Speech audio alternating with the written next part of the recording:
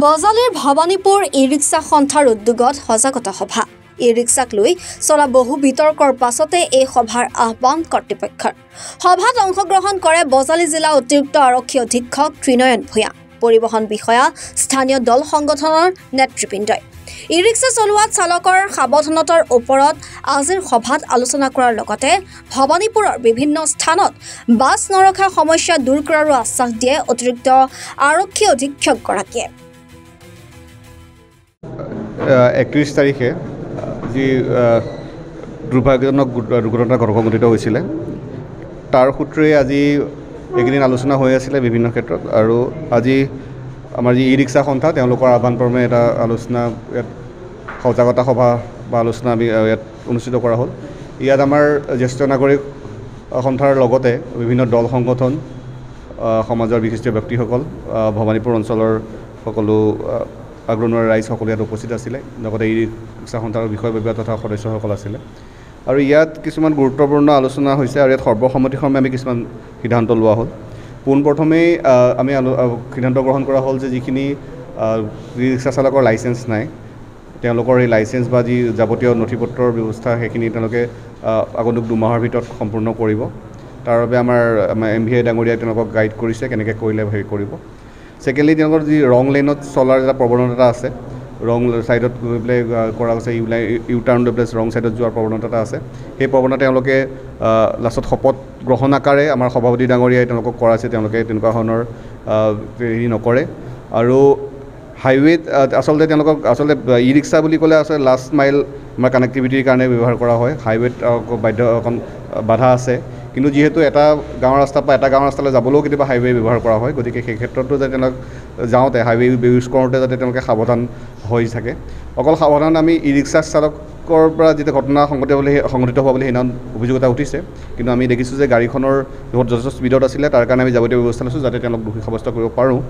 কিন্তু কোন ক্ষেত্ৰত দেখা যায় যে আমি অকল ই-ৰিক্সাখনে কিবা বেলেগ দুৰ্ঘটনাৰ কাৰণে ঘটনা ঘটাব বুলি নহয়, কিন্তু ই-ৰিক্সা চালকজন তেওঁ আমাৰ সমাজৰ ব্যক্তি, বা ই-ৰিক্সাখনত যোন আমাৰ লোকসকল যায় তেওঁলোকৰ সমাজৰ ব্যক্তি, তেওঁলোকৰ জীৱনৰ নিৰাপত্তাৰ কথাও আছে, সেইয়া আমি আলোচনা কৰা হৈছে আৰু সেয়া বুজি পাইছে। গতিকে আজি থুলমূলকৈ ক'বলৈ গ'লে আজি এটা ভৱানীপুৰ অঞ্চলত আজি যিখন সভা অনুষ্ঠিত হ'ল, ই-ৰিক্সাৰ তেওঁলোকৰ ব্যক্তিগত সমস্যাবিলাকো ক'লে, আমাৰ ৰাইজীয়া সমস্যাখিনিও ক'লে, এটা সিদ্ধান্তত উপনীত হ'ব বুলি ভাবিছোঁ। আৰু ইয়াৰ ক্ষেত্ৰত তেওঁলোকৰ ট্ৰেইনিঙৰ ব্যৱস্থাও কৰা হ'ব, কাৰণ ব্যৱস্থা কৰা হৈছে। গতিকে আৰক্ষী প্ৰশাসন তথা ৰাইজ বা ই-ৰিক্সা সন্থা আৰু যোন আমাৰ সমাজত ভাল চিন্তা কৰা ব্যক্তিসকল লগ হৈ পেলাই এটা আগন্তুক দিনত এনেকুৱা ধৰণৰ ঘটনা যাতে আকৌ নহয়, কোনো যাতে নিজৰ আপোনজনক হেৰুৱাব লগা নহয়, গতিকে তেনেকুৱা এটাৰ কৰাৰ দিশে আমি আশাবঞ্জক আমি আজি পদক্ষেপ লৈছোঁ বুলি ভাবিছোঁ। আমি বজালী অঞ্চলত ই-ৰিক্সাৰ সমস্যাৰ কাৰণে এতিয়া সেই হৈছে বহু অঞ্চলত বাছ নৰখায়, এই ক্ষেত্ৰত প্ৰশাসনে কিবা ব্যৱস্থা ল'ব? আচ্ছা, বাছ নৰখা আৰু ই-ৰিক্সাৰ কাৰণে নৰখা বা এই দুটা কানেকশ্যন আছে নে এইটো অকণ এনালাইচিছ কৰিব লাগিব, কিন্তু বাছ নৰখাৰ এটা আমি আপত্তি পাই থকা যায়। যদি ছ'চিয়েল মিডিয়াততো বহুত তাত মানে ছ'চিয়েল মিডিয়াততো কিছুমানে এনেকুৱাও লিখে যে ই-ৰিক্সাসকলক বন্ধ কৰি দিব লাগে, বা প্ৰশাসনে তেওঁলোকৰ লগত কি মেনেজ কৰি পেলাই কি কৰিছে এনেকুৱা ধৰণৰো লিখে। গতিকে ছ'চিয়েল মিডিয়া লিখিবলৈ সহজ, কিন্তু যোনে অকণ চিন্তাশীল যোন ব্যক্তি হয় তেওঁলোকে আচলতে ছ'চিয়েল মিডিয়া হওক বা মিডিয়া হওক বা য'তে সমাজীয় স্থানত এনেকুৱা ধৰণৰ বক্তব্য আগ নবঢ়ায়। গতিকে তাৰ এটা চলিউশ্যন উলিয়াব লাগিব, কাৰণ আমি প্ৰব্লেম সমস্যা এটা আমি নিশ্চয়কৈ কৈ দিব পাৰোঁ। সমস্যাটো কোৱাটো ভাল বা সমালোচনা কৰাটোও ভাল, কিন্তু আত্মসমালোচনা কৰি সমাজৰ এটা অংগ হৈ পেলাই আমি তাক শুধৰণি কৰাটো খুব প্ৰয়োজনীয়, আৰু সুস্থ চিন্তাৰ ব্যক্তি সেইটোহে আচলতে পৰিচয়।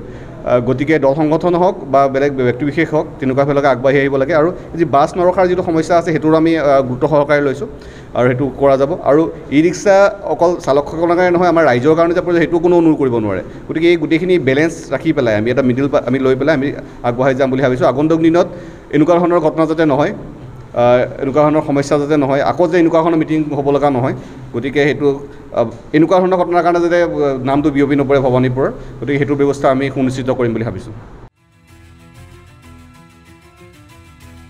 বজালীৰ পৰা সঞ্জীৱ দাসৰ ৰিপৰ্ট, এনি ভাৰত 24।